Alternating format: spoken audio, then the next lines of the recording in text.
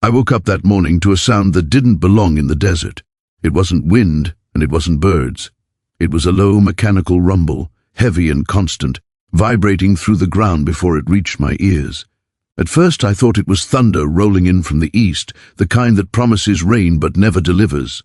Then I heard the sharp hiss of air brakes and the hollow clank of metal settling under weight. When I stepped outside, the sun had barely cleared the ridge, and that's when I saw them. 6 cement trucks, not parked on the road, not pulled off to the side, sitting squarely on my land, lined up across my driveway like a barricade. Their drums were already turning, slow and deliberate, as if they'd been there for hours. My gate was blocked, my garage sealed in, and my work van trapped behind thousands of pounds of concrete and steel. For a moment I just stood there barefoot in the gravel, trying to understand how something this big could appear without warning, without permission, without a single knock on my door. My first thought wasn't anger. It was panic. My daughter's car was in the garage, and she had work that morning. She relies on routine, on predictability, and the sight of those trucks sent her into a quiet freeze I knew too well. I told her to wait inside while I walked down the drive, every step crunching over stone that I had placed by hand years earlier. One of the drivers leaned against his door sipping coffee, perfectly relaxed, like this was just another job site. I asked him who told him to park here. He shrugged and said, HOA. Just 3 letters, delivered like that explained everything. When I told him this was private property, he smiled politely and said he was just following instructions. Behind him, another truck rolled forward, its tires pressing into the soil where my irrigation lines ran shallow beneath the surface. I could almost feel the pressure underground, plastic flexing where it was never meant to bear weight. That's when I knew this wasn't a mistake. Mistakes hesitate. This didn't.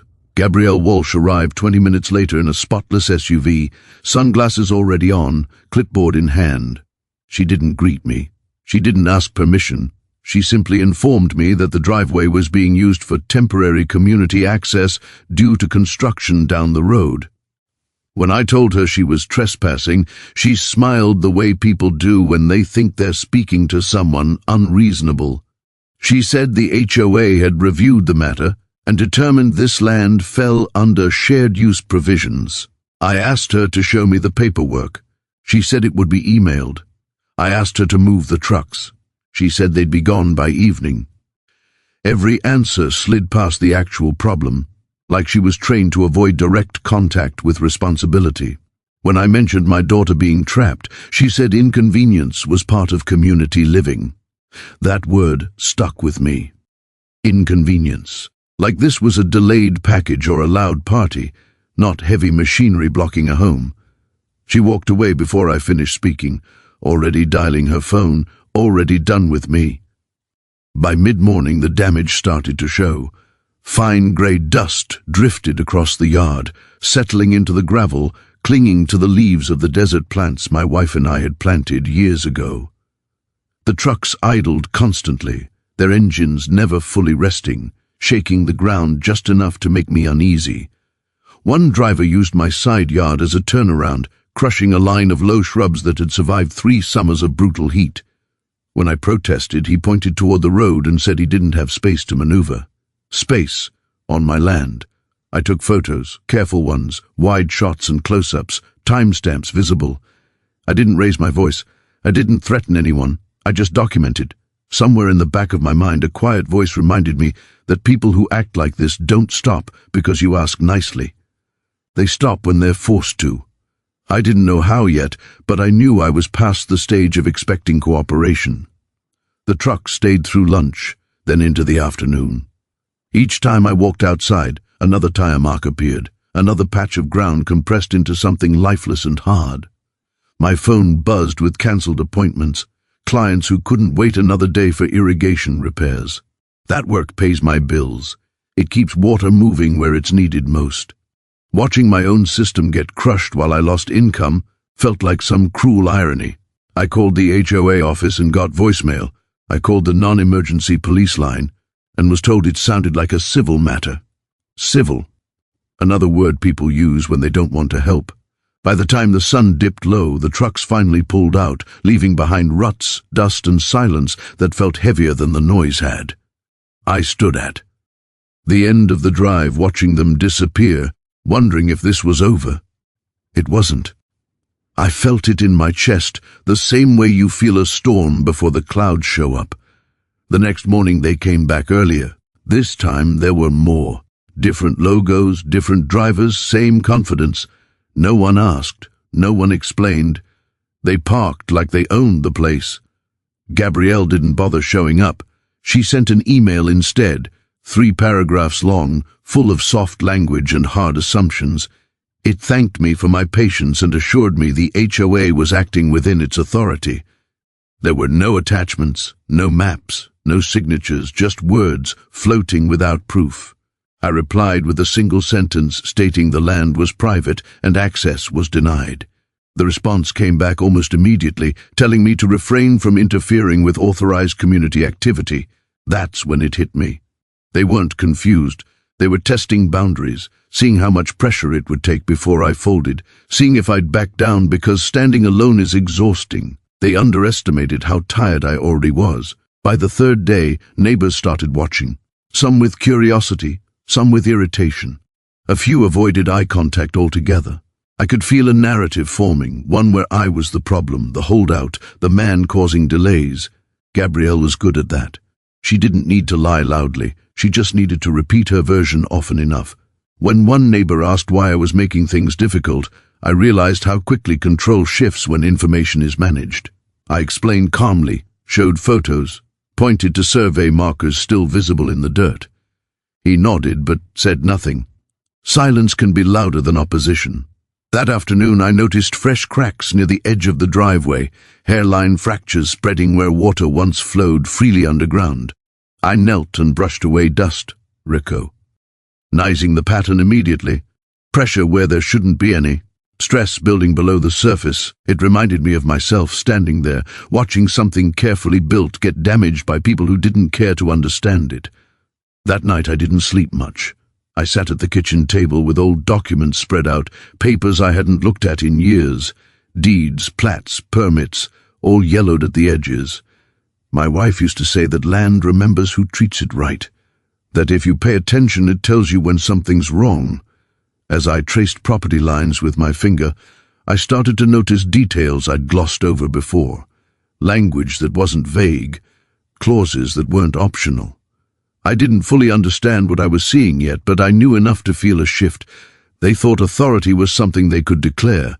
I was starting to see it was something you prove. Outside, the desert cooled, the air still, waiting. Somewhere beyond the darkness, plans were being made that didn't include my consent. That was fine. From that moment on, neither would mine. By the 4th morning, the trucks didn't just arrive early, they arrived like they owned the sunrise. Headlights cut through the desert dark before the sky even changed color, engines roaring while most people were still asleep. The first one rolled in at 5:12 a.m., its tires following the same path as the day before, pressing deeper into the ground, widening the damage like a slow, deliberate wound. I watched from the porch, coffee untouched, counting them as they lined up. 7 this time. Different companies, different colors, but all following the same instructions. My driveway had become a staging yard. The sound alone was relentless, metal drums spinning, backup alarms piercing the air, engines idling like they had nowhere else to be. When I stepped onto the gravel, I could feel the vibration through my boots. The earth beneath my feet wasn't meant for this kind of weight. It was carefully graded, balanced for water flow, not punishment. And yet here it was, taking it day after day, without complaint, without permission. By mid-morning, the irrigation system started failing in ways I couldn't ignore. Pressure dropped in zones that had been stable for years. Emitters sputtered, then stopped altogether. I dug carefully near one of the crushed areas and found the line flattened, the pipe bent just enough to restrict flow but not enough to rupture. It was the kind of damage that looks accidental if you don't know what you're looking at. But I did. This wasn't a single mistake, it was cumulative. Repeated stress, applied exactly where heavy tires rolled and rolled again. Water pooled beneath the surface, searching for somewhere else to go. I marked the spot and covered it back up, knowing repairs would have to wait. Above ground the plants started to show it, leaves dulled, edges curled inward. Things that had survived heat waves and droughts were now struggling because someone decided my land was convenient. I took more photos. I logged times. I wrote down license plate numbers. Not out of anger, but precision. If this was going to turn into something bigger, I wanted facts, not feelings. Gabrielle didn't respond to my messages anymore. Instead, a notice appeared taped to my mailbox, printed on official HOA letterhead. It cited temporary access accommodation and thanked me for my cooperation. Cooperation I hadn't given. There was no signature, just her name typed neatly at the bottom. I read it twice, then folded it and put it in my pocket. Later that afternoon, one of the drivers knocked on my door to ask if he could use my water spigot. I said no. He seemed genuinely surprised, like denial hadn't been part of his job description. When I explained the situation, he nodded slowly and said, "That's not what we were told." I believed him. The people driving the trucks weren't the problem. They were just the tools. Gabrielle was the one pulling the levers, controlling what information moved where. And she was good at it. She never raised her voice. She never threatened. She simply acted like the outcome was already decided. That kind of confidence is dangerous, especially when it's misplaced. The noise changed the rhythm of the house. My daughter started wearing headphones inside, retreating further into her room as the days passed. She stopped asking when the trucks would leave. That worried me more than the disruption itself. Routine matters to her. Stability matters. Watching that unravel because someone else decided convenience outweighed consent made something tighten in my chest. One afternoon, as a truck reversed too close to the garage, its exhaust pouring directly toward the door, she stood beside me on the porch, hands clenched, eyes fixed on the ground. I promised her I was working on it. I didn't know yet how true that was. Promises feel lighter when you say them, heavier when you carry them. Inside, my phone buzzed again with another cancelled job, another client who couldn't wait, another reminder that while the HOA framed this as a minor inconvenience, it was costing me real money, real stability, real time I couldn't get back. Neighbors started choosing sides without ever saying so out loud. Some waved like nothing was wrong. Others avoided looking my way altogether. A few muttered about delays and dust and how things would be easier if I just let it go, as if land works that way, as if you can hand over control temporarily and expect it to be returned untouched. Gabrielle hosted a small gathering near the pool that weekend, laughing loudly, shaking hands, presenting herself as the reasonable one managing an unreasonable situation.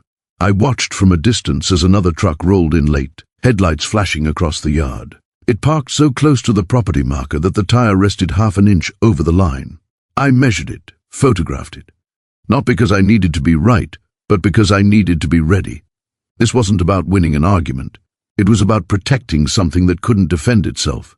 Land doesn't speak. It relies on the people who care for it to do that instead. On the sixth day, the dust became a real problem.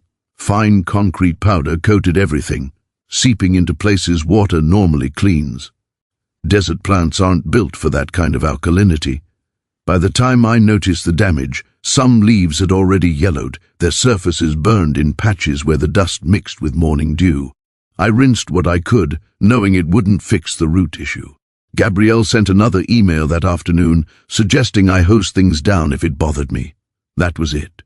No acknowledgement of damage, no responsibility, just a suggestion, framed like helpful advice. I forwarded the message to a folder I'd created labeled Evidence. It was growing fast. Each entry told the same story from a different angle. Unauthorized use, dismissive responses, escalating harm. Anyone reading it later wouldn't need context. The pattern spoke for itself, and patterns, once established, are hard to deny. That night I installed cameras, not hidden ones, visible, mounted where anyone could see them. I wanted transparency, not secrecy. The first alert came before sunrise. A truck pulling in early, headlights sweeping the yard, its tires crossing the same stressed ground. I watched from my phone, recording everything. Timestamps, angles, movement. When the driver noticed the camera, he hesitated, then parked anyway. That told me everything I needed to know, whatever assurances G Gabrielle was giving them was strong enough to outweigh concern. Authority does that. It convinces people the consequences belong to someone else. By mid-morning, I had footage of trucks using my driveway as a turnaround, idling for extended periods, drivers walking across the yard like it was a public lot. Each clip went into the archive, calmly, methodically. This wasn't emotional anymore, it was procedural. The HOA finally responded to my formal complaint with a generic message about community cooperation and shared responsibility. It referenced rules I'd never agreed to and decisions I'd never voted on. I replied with copies of my deed and survey, highlighting the boundaries in clear language. The response that came back didn't address them at all. Instead, it warned me against interfering with authorized work. That word again. Authorized. By whom? Not me. Not the county. Just an internal agreement they treated like law. I realized then that this wasn't a misunderstanding between neighbors. It was an assumption of power. They believed their authority extended as far as their convenience required, and they were counting on the fact that most people wouldn't push back hard enough to test it. By the end of the week, the ground near the driveway had shifted noticeably. Water bubbled up where it shouldn't, pooling beneath the surface before disappearing again. Hydraulic pressure builds quietly, invisibly, until it finds a release. I recognized the signs immediately. The system was stressed, and if it failed completely, the damage would be far worse than crushed pipes. It could undermine the foundation, destabilize the soil. Expensive problems, long-term problems, problems that wouldn't show up on an HOA notice or a polite email. I stood there watching the last truck pull out for the evening, dust hanging in the air long after it left. They thought this was temporary. They thought I'd eventually give in. They were wrong. Pressure doesn't just destroy. Sometimes, if you understand it well enough, it becomes leverage. The first call I made was to the non-emergency police line, not because I expected sirens, but because I needed a record. I explained calmly that heavy commercial trucks were repeatedly parking on my private land without permission. The officer listened, asked a few questions, then said the words I'd already heard once before. "That sounds like a civil issue." I asked what would make it criminal. He paused, then said, "Unless there was immediate danger or violence, it fell outside their scope." I thanked him and hung up, staring at the phone longer than necessary. Civil. That word kept showing up like a locked door. It didn't mean nothing was wrong. It meant no one wanted to be first to touch it. I called the county next, planning and zoning, code enforcement. Each department transferred me politely, efficiently, endlessly. One person told me complaints could take 6 to 8 weeks to investigate. 6 to 8 weeks of trucks, dust, damage, and loss. Time, I realized, was the shield Gabrielle was hiding behind. I filed the complaints anyway. Online forms, attached photos, detailed descriptions. I included dates, times, company names. I kept everything factual, unemotional. When you exaggerate, you give people a reason to dismiss you. I wasn't going to hand them that excuse. Days passed without response. The trucks didn't wait. They arrived on schedule, sometimes earlier, sometimes later, but always confident. One afternoon, I noticed something I'd missed before. Half the trucks weren't marked with the same company logo. Some were rentals, rotating in and out like pieces on a board. That changed things. This wasn't just a construction inconvenience. It was a commercial operation being staged on residential land. I started tracking which trucks stayed longest, which arrived full, which left empty. Patterns emerged quickly. Gabrielle wasn't just moving concrete, she was running logistics, using my land as free infrastructure. I added a new column to my notes labeled Commercial Activity. The picture was getting clearer, and it didn't look accidental anymore. When the first official response finally arrived, it wasn't from the county, it was from the HOA's legal liaison. The email was carefully worded, neutral in tone, heavy WI. Implication. It reminded me of my obligations as a homeowner and warned against obstructing community projects.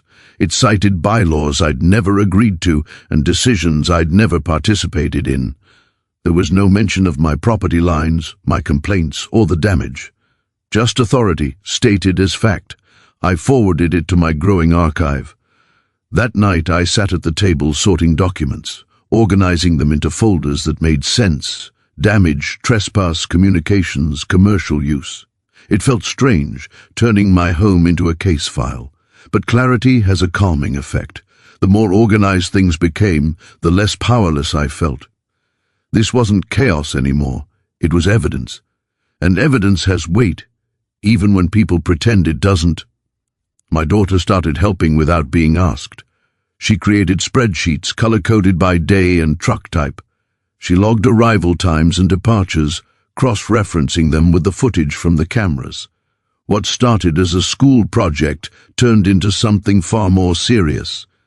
She interviewed 2 neighbors willing to talk on record, carefully asking questions about noise, dust, and access issues. Watching her work reminded me that systems only stay intimidating as long as you don't understand them. Once you do, they shrink. Gabrielle relied on complexity to keep people quiet. Forms, committees, emails that went nowhere. But complexity falls apart under scrutiny. Every truck, every tire mark, every crushed line told the same story. Unauthorized use, repeated behavior, financial benefit. The pattern was undeniable. All it needed was the right person to care. That person wasn't the county, at least not yet. Another week passed with no follow-up. The trucks kept coming. Neighbors grew louder, but not toward the HOA, toward me. One suggested I was being stubborn. Another hinted that grief had made me difficult. That stung more than I expected. Grief has a way of being used against you, quietly, without accusation. Gabrielle didn't need to say it herself. She let the idea float, and others picked it up. I stopped trying to explain. Explanations sound defensive when people have already chosen a side. Instead, I focused inward, refining what I could control. Documentation, timing, understanding the system better than the people abusing it. If they were counting on me to crack under social pressure, they were betting wrong. I requested public records next. HOA meeting minutes, construction permits, access agreements. Some documents came back quickly, others were delayed or incomplete. What I did receive raised more questions than answers. References to easements that weren't clearly defined. Access routes described vaguely, without measurements. It was sloppy, either intentionally or through negligence. Both were dangerous. I cross-checked what I had against my original deed. The language was precise, measured, specific. The contrast was striking. One side relied on assumption, the other relied on recorded fact. That difference mattered more than anyone realized yet. I could feel something shifting, not emotionally, but structurally, like pressure redistributing itself underground, searching for the weakest point. Gabrielle escalated in subtler ways. A notice appeared claiming my cameras violated HOA aesthetic guidelines. Another suggested my gate might be out of compliance, though no specific rule was cited. Paper cuts, designed to distract, to drain energy. I responded briefly, attaching copies of statutes and asking for clarification. None came. Silence can be a strategy too. Meanwhile, I noticed trucks beginning to arrive during times they hadn't before, late afternoons, even early evenings. They were pushing boundaries, testing how far they could go. Each adjustment told me they were reacting, not planning. That was important. People who plan don't rush. People who react make mistakes. Late one evening, as I walked the edge of the property, flashlight in hand, I noticed water seeping where the ground had compacted most. Not a burst, a slow, persistent push. Water always moves toward release. It doesn't argue. It doesn't ask permission. It finds the path with the least resistance. I stood there longer than I needed to, watching it disappear back into the soil. That's when the question fully formed in my mind, solid and unavoidable. If they needed my land this badly, if they were willing to risk complaints, damage, and exposure, what did they know that I didn't? I stopped reacting after that. I stopped sending emails that went unanswered. I stopped asking for cooperation. Instead, I started reading old surveys, archived maps, deeds recorded decades before the HOA ever existed. The deeper I went, the more inconsistencies I found in their story. Access wasn't as simple as they claimed. Authority wasn't as broad. The picture they presented to the community relied on people never checking, on assumptions staying unchallenged. I felt the weight of the situation shift again, this time toward possibility, not certainty, not victory, but leverage. And leverage, used carefully, changes everything. By the time the trucks rolled in again the next morning, I watched them differently. Not with frustration, but with focus. Each movement confirmed what I was beginning to understand.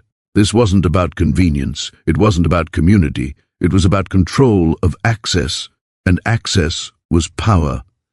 They believed they had it, they acted like it, they built their entire operation around that belief. I smiled for the first time in days, not because things were better, but because they were about to change. Pressure had been building long enough. Now, it just needed the right channel. I started WI, the oldest documents first, the ones most people never bother to read because they assume newer rules overwrite them. My original deed wasn't flashy, just dense paragraphs typed decades ago, recorded when this land was nothing but scrub and quiet. I read it slowly this time, not skimming, not assuming. Words like exclusive, retained, and grantor began to stand out. They weren't decorative. They were deliberate. I pulled the survey map next, tracing boundary lines with a ruler, matching them against markers still embedded in the ground outside. The access road everyone treated like community property cut straight through my parcel, just as it always had. What changed was how people talked about it, not what the paper actually said. Buried halfway down the page was a clause I'd never had reason to use before, one that described access as conditional, limited, and revocable. Not shared, not permanent, revocable.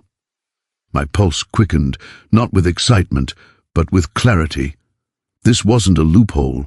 It was a lock that had never been tested. I cross-checked the language with county records, pulling archived easement filings that predated the HOA entirely. It took hours, then days. Some documents were scanned poorly, others handwritten, but the story they told was consistent. The easement allowing access across my land had an expiration tied to a development phase that ended decades ago. No renewal, no amendment. Just assumption layered on assumption, passed down like truth. I leaned back in my chair and stared at the ceiling, letting that sink in. Every truck that crossed my driveway wasn't just rude, it wasn't just damaging, it was trespassing, legally, plainly, repeatedly. The confidence Gabrielle carried suddenly made sense. She wasn't relying on legality, she was relying on no one ever checking.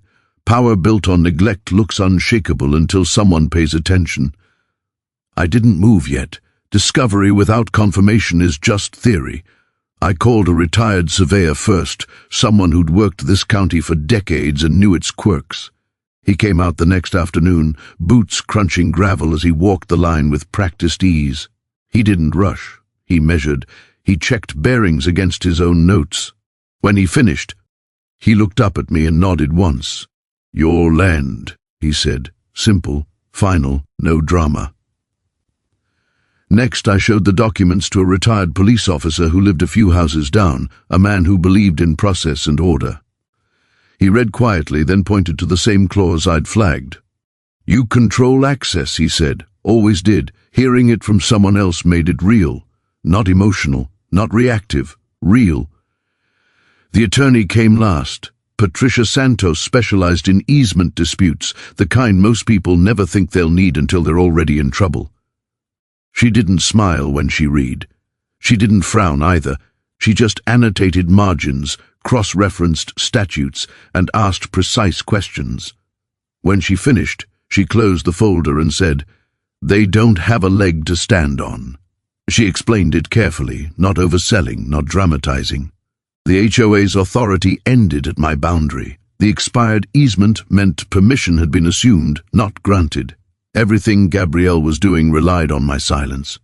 I felt something release in my chest, a tension I hadn't realized I was holding. This wasn't about fighting back anymore. It was about enforcing what already existed. We talked strategy next, and that's where patience mattered. I couldn't just block the road impulsively. That would look emotional, reactive. It needed to be measured, documented, defensible. A gate wasn't just a barrier, it was a statement of control, backed by paper and process.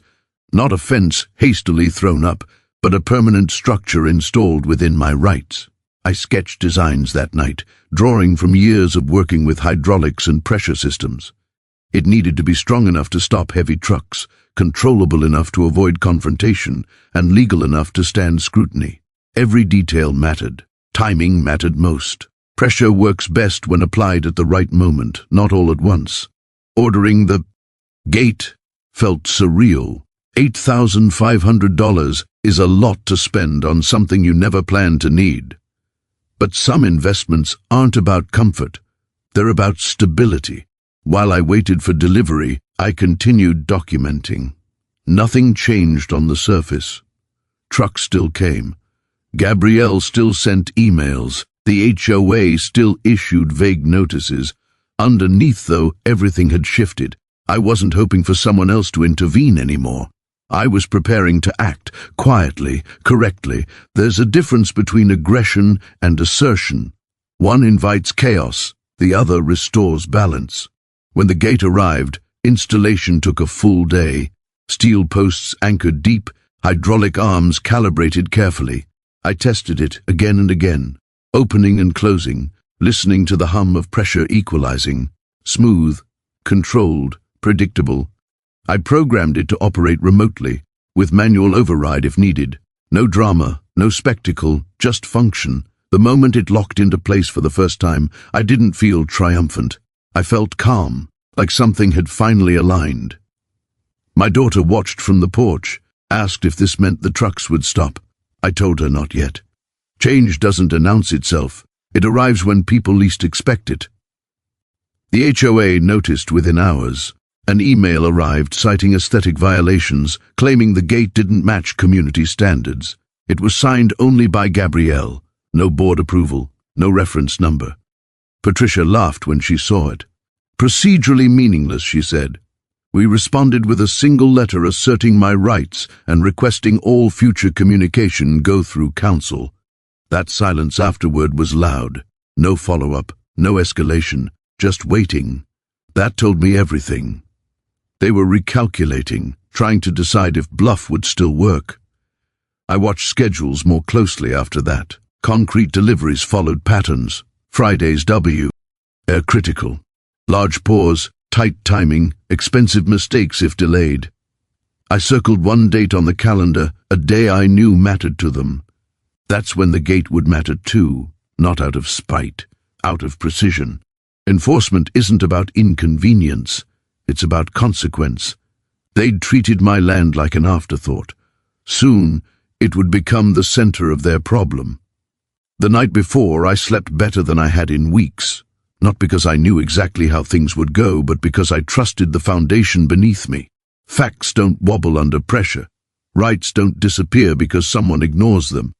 Outside, the desert settled into its usual quiet, unaware of plans and paperwork. Inside, everything was ready.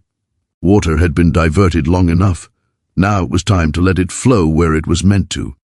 Friday arrived quietly, almost politely, as if nothing significant was scheduled to happen. The sky was clear, the air cool for the desert, and the house felt steadier than it had in weeks. By mid-morning, the first cement truck rolled in just like always, confident and unhurried. A second followed, then a third, all lining up along the access road that cut across my land. I watched from inside, not through cameras this time, but through the front window, hands steady, breathing even. The drivers didn't notice the gate at first. They were used to movement without resistance. When the fourth truck arrived, I waited until all of them were fully positioned, drums spinning, concrete already mixed and on the clock. Timing mattered. At exactly 2 in the afternoon, when the pressure was highest and options were fewest, I pressed the control. The hydraulic arms moved smoothly, steel meeting steel with a finality that echoed across the yard. The road was closed, not dramatically, not loudly, just completely. Confusion spread faster than anger. One driver stepped out and walked toward the gate, staring at it like it had appeared out of nowhere. Another made a call, pacing in tight circles. Within minutes, radios crackled, voices overlapping, questions piling up without answers. Concrete doesn't wait. It hardens whether you're ready or not. I stood on my porch, visible but calm, not blocking anyone, not shouting. When Gabrielle arrived, she didn't bother with pleasantries. She demanded the gate be opened immediately, citing emergency access, community authorization, and financial harm. I handed her copies of my deed, the easement records, and the letter from my attorney. She didn't read them. She waved them away, insisting none of it mattered. That's when neighbors began to gather, drawn by the tension and the unexpected halt. I spoke clearly, explaining that the trucks were trespassing and that access had been revoked. No insults, no emotion, just facts. The contrast unsettled her more than yelling ever could. She called the police. I waited. When they arrived, I repeated the same explanation, provided the same documents. One officer stepped aside to make calls of his own. Another asked Gabrielle why commercial vehicles were operating on residential land without permits. Her answers grew shorter, sharper. She tried authority. It didn't work. Then the fire department arrived, responding to a complaint about blocked emergency access. The fire chief walked the site, measured distances, reviewed the layout. He turned to Gabrielle and informed her that the trucks themselves were the obstruction, violating fire code by staging where they did. That changed everything. County code enforcement followed soon after, summoned by the same chain of calls Gabrielle had relied on for protection. Only this time, they didn't see inconvenience. They saw violations. Lots of them. Concrete D. Rums slowed, then stopped entirely. Drivers stood beside their trucks, hands on hips, watching the situation unravel. One by one, citations were written. Operating commercial equipment without permits, trespassing, improper staging, environmental violations due to dust runoff. The list grew longer with every clipboard passed around. When the county official announced the trucks would be impounded until fines were addressed, a hush fell over the group. Gabrielle's face tightened, the confident mask finally cracking. This wasn't a delay she could smooth over with emails. This was public, official, expensive. Tow trucks arrived, heavy chains clanking as they prepared to haul away vehicles worth more than some houses. The concrete inside them was already setting, turning profit into loss by the minute. I didn't smile. I didn't celebrate. I just watched, knowing this outcome hadn't come from luck, but from preparation. The trucks left under county supervision, not their own power. Neighbors whispered, some shocked, some relieved. A few avoided looking at Gabrielle altogether. Authority had shifted visibly, tangibly. She tried to argue one last time, insisting the HOA would handle it internally. The county official corrected her, stating the matter was no longer internal. Violations had consequences.